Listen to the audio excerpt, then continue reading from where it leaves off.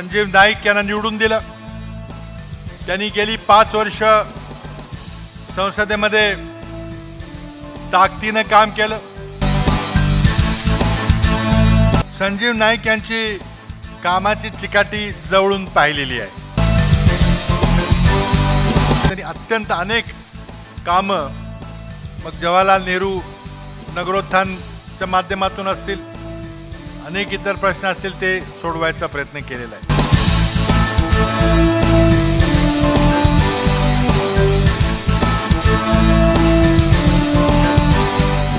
एकीकडे जेथे नवी मुंबई आणि मीरा भाईंदरमधील नाराज काँग्रेसच्या नेत्यांनी ठाणे लोकसभा मतदारसंघातील राष्ट्रवादी काँग्रेस पक्षाचे उमेदवार संजीव नाईक यांच्या विरोधात काम करण्याची भूमिका धारण केली आहे, तेथेच दुसरीकडे त्यांच्या या भूमिकेला धक्का देत मुख्यमंत्री पृथ्वीराज चव्हाण स्वतः आघाडीचे उमेदवार संजीव नाईक यांच्या प्रचारातीर्थ ठाण्यात उपस्थित होते।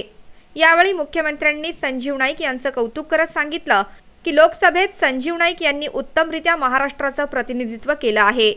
ठाणे येथील वर्तकनगरमध्ये आघाडीचे उमेदवार संजीव नाईक यांच्यासाठी घेण्यात आलेल्या प्रचार सभेत मुख्यमंत्री पृथ्वीराज चव्हाण यांनी सांगितलं की संजीव नाईक यांचा ट्रॅक रेकॉर्ड अतिशय मजबूत राहिलाय। संजीव नाईक यांना निवडून दिलं। त्यांनी गेली 5 वर्ष संसदेमध्ये ताकदीने काम केलं।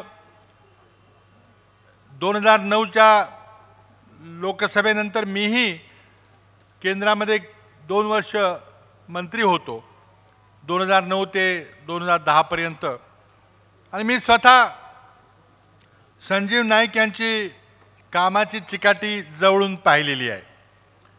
ठाण्यातला, आपल्या मतदारसंघातला, जिल्ह्यातला कुठलाही प्रश्न असला आणि तो लोकसभेशी संबंधित असला तर संजीव नाईक कधी शिष्टमंडळ घेऊन, कधी एकदा येऊन, कधी लोकसभेमध्ये संबंधित मंत्र्याकडे जाऊन तो प्रश्न मार्गी लावण्याकरता प्रयत्नशील असायचे। त्यांनी अत्यंत अनेक कामं मग जवाहरलाल नेहरू नगरोत्थानच्या माध्यमातून असतील, अनेक इतर प्रश्न असतील ते सोडवायचा प्रयत्न केलेला आहे।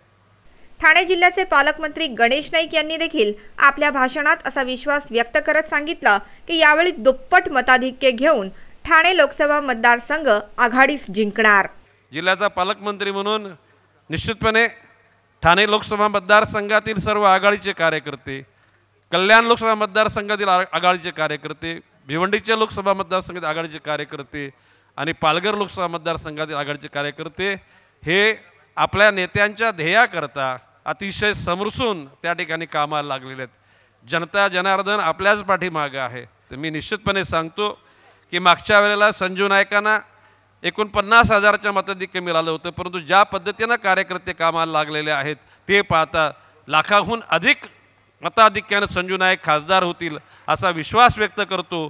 या प्रचार सभेदरम्यान राष्ट्रवादीचे कार्याध्यक्ष जितेंद्र आव्हाड, विधान परिषदेचे उपसभापती वसंत डावखरे आणि अन्य नेते मंडळी, पदाधिकारी आणि कार्यकर्ते उपस्थित होते। ब्युरो रिपोर्ट, NMTV बातमीपत्र।